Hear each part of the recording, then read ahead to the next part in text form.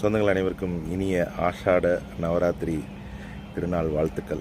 இந்த நவராத்திரி பர்டிகுலராக இன்றைக்கி பஞ்சமி அப்படின்னா நம்ம வராகி அம்பாளுக்கு ரொம்ப ரொம்ப உகந்த நாள்.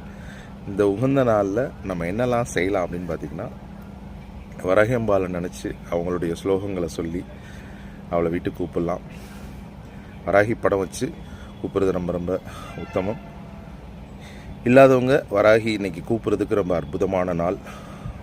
இந்த நாளில் வராகி உருவப்படம் வச்சு வராகிக்கு பிடித்த வகைகளான கிழங்கு வகைகள், தேன், சக்கரவள்ளி கிழங்கு, எலுமிச்சை சாதம், இல்லைன்னா மிளகு கலந்த தயிர் சாதம், அதெல்லாம் உளுந்து வடை, இதெல்லாம் வச்சு நம்ம வராகியை வழிபட்டோம்னா நமக்கு வராகி எல்லா வரங்களையும் அள்ளி நமக்கு கொடுப்பா.